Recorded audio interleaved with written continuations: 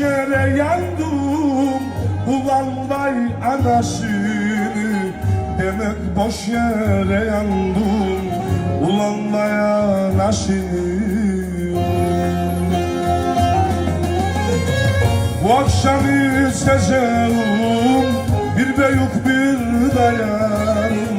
Muskoyum bardağıma, belki söner efkarım.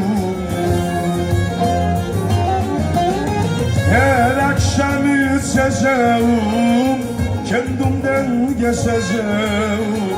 Bu işe yardan doluyken ben onu seveceğim.